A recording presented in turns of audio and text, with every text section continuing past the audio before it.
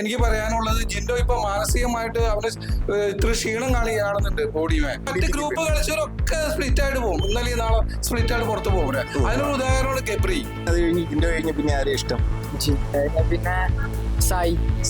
പിന്നെ തീർച്ചയായും അവൻ കപ്പുമായിട്ട് മാണിക്യങ്ങളിലേക്ക് വരുമെന്ന് തന്നെയാണ് ഞങ്ങൾ പ്രതീക്ഷിക്കുന്നത്. നല്ല ഗെയിമാണ്. ഇപ്പോ അടിപൊളിയായിട്ട് കളിക്കുന്നുണ്ട്. ജിൻഡോ ജയിക്കണമെന്ന് തന്നെയാണ് താല്പര്യം. മാനസികമായിട്ട് തകർക്കാനും ഗ്രൂപ്പ് കൂടി തകർക്കാനൊക്കെ ശ്രമിച്ചെങ്കിലും അതിനകത്തൊക്കെ നിങ്ങൾക്ക് ഞാൻ പറയണത് തന്നെയല്ല, ഞാൻ പറയുന്നത് നാട്ടുകാരായിട്ട് ഇപ്പൊ പറയണതല്ലത്.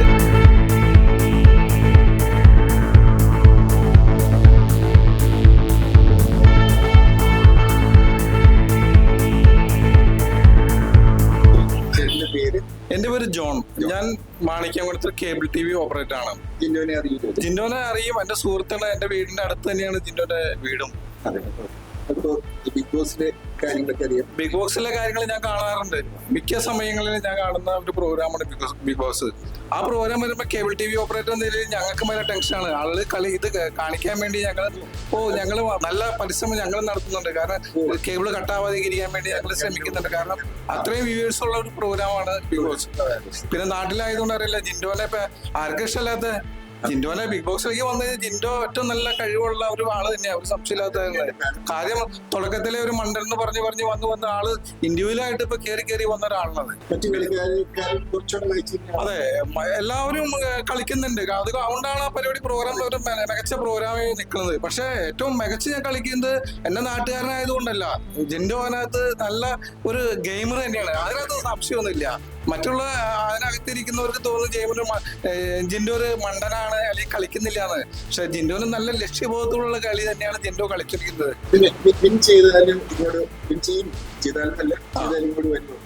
പിന്നെ തീർച്ചയായും അവൻ കപ്പുമായിട്ട് മാണിക്യങ്ങളിലേക്ക് വരുമെന്ന് തന്നെയാണ് ഞങ്ങൾ പ്രതീക്ഷിക്കുന്നത്.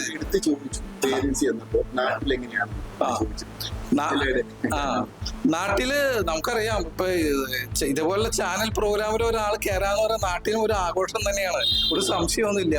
ഇപ്പൊ ജിൻഡോന്റെ നാട്ടുകാരനും ആയതുകൊണ്ട് നാട്ടിലുള്ള എല്ലാവർക്കും ഇവിടെ ഒരു ആഹ്ലാദമായിട്ട് നിൽക്കാണ്. ഇപ്പൊ 10 പേരിൽ ഒതുങ്ങി കഴിയുമ്പോ അതിനകത്തും വിൻ ചെയ്ത് നിൽക്കാണ്. മികച്ച നിലവാരം പുലർത്തി തന്നെ ജിൻഡോ നിൽക്കുന്നത്. അതെ, അതന്നെ. ഇവിടെ തുടക്കം ജിൻഡോന്റെ കേസ് പല ചാനലുകൾ അല്ലെങ്കിൽ ബിഗ് ബോക്സിൽ തന്നെ അവൻ പറയാറുണ്ട് പലയിടത്തും. അവന്റെ കാര്യങ്ങൾ പറഞ്ഞു ഞാൻ അതിനകത്ത് പറയാൻ അർത്ഥമില്ല. അവന്റെ കഴിവ് കൊണ്ട് തന്നെ ഒരു വ്യക്തി എങ്ങനെയൊക്കെ ഏത് രംഗത്ത് മികച്ച രീതിയിൽ വരാമോ. ഇപ്പൊ കരാട്ടെ ആണെങ്കിലും മികച്ച ഒരു ആളായിട്ട് രംഗത്ത് വന്നു. ഇപ്പൊ ഈ പ്രോഗ്രാമിൽ വന്നപ്പോഴും മികച്ച ഒരാളായിട്ട് വന്നു.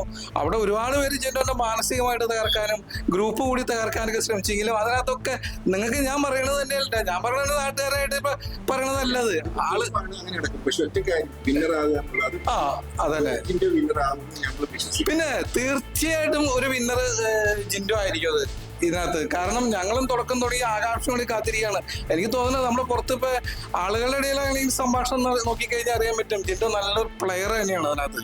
ഇനിയിപ്പോ 2 ആഴ്ചയും കൂടി ഉണ്ട്, 14 ദിവസം. ഈ ആഴ്ച നോമിനേഷൻ ആണ്. ജിൻഡോ വോട്ട് ചെയ്യുമെന്ന് ചോദിക്കേണ്ട കാര്യമില്ലല്ലോ. തീർച്ചയായിട്ടും ചെയ്യും. പക്ഷെ ചേട്ടന്റെ അഭിപ്രായത്തിൽ ആരായിരിക്കും ഈ തവണ വോട്ടിങ്ങില്?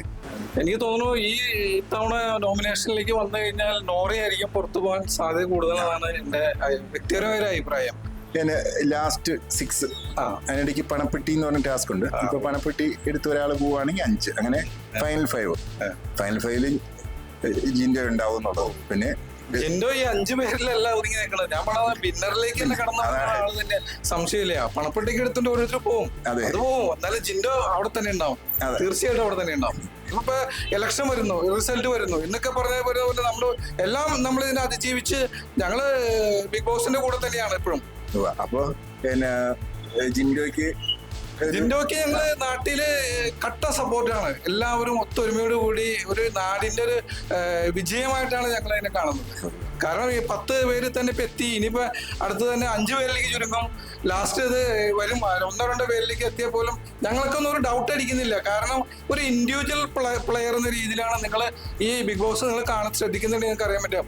മറ്റുള്ളവരൊക്കെ അവിടെ ഗ്രൂപ്പ് പോലെ കളിക്കുമ്പോ അന്ന് തുടങ്ങി ഒരു മണ്ടനായിട്ട് അഭിനയിച്ച് അവനത് ഇൻഡിവിജ്വൽ ഒരു പ്ലെയറിലേക്ക് എത്തിക്കഴിഞ്ഞു. അതായത് അവൻ അതിന്റെ വിജയത്തിലേക്ക് അവൻ അടുത്തുകൊണ്ടിരിക്കുകയാണത്.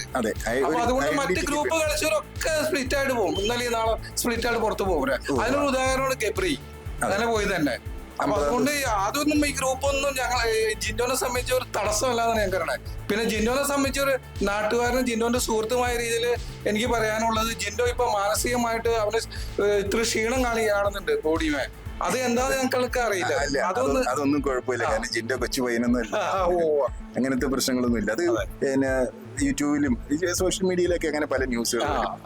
എന്തായാലും ചേട്ടൻ പ്രതീക്ഷിച്ച പോലെ തന്നെ ജിൻഡോ വിന്നറായി കഴിയുമ്പോൾ ഏതായാലും നാട്ടിലേക്കാണ് വരുന്നതെന്ന് അതിനിടയ്ക്ക് സൂചിപ്പിച്ചു, പേരൻസിനെ എടുത്ത് സൂചിപ്പിച്ചു. എനിക്കത് ഈ ന്യൂസ് കേൾക്കുന്നവരോടും പറയാനുള്ളത്, ഞങ്ങളുടെ നാട്ടുകാരനെ ജിൻഡോനെ വോട്ട് ചെയ്ത് എല്ലാവരും സപ്പോർട്ട് ചെയ്ത് വിജയിപ്പിക്കണമെന്ന് തന്നെയാണ് എനിക്ക് പറയാനുള്ളത്. അതെ, ഓക്കെ, ഞങ്ങളും അങ്ങനെ ഇത് ചെയ്യണം. ഞങ്ങൾ ഇവിടുന്ന് ഇത്രയും ദൂരം വന്നത് നാട്ടുകാരുടെ ഒപ്പീനിയൻ അറിയാൻ വേണ്ടിയാണ്. പ്രതീക്ഷയുണ്ട് അദ്ദേഹം തന്നെ വിന്നർ ആവുന്നുള്ളത്.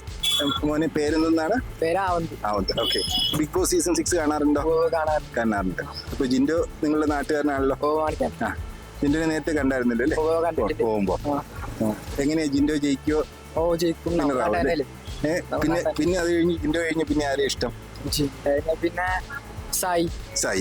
ഓക്കെ, അപ്പോ ജിൻഡോ ജയിച്ചു കഴിഞ്ഞാൽ ഇങ്ങോട്ട് വരും അല്ലേ?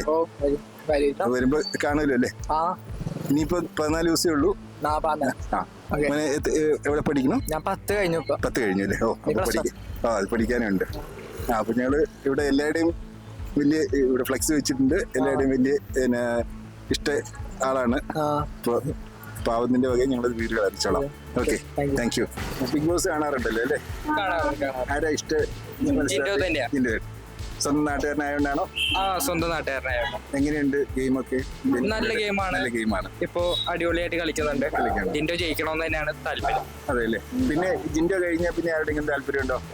ജിൻഡോ കഴിഞ്ഞാൽ പിന്നെ സായി.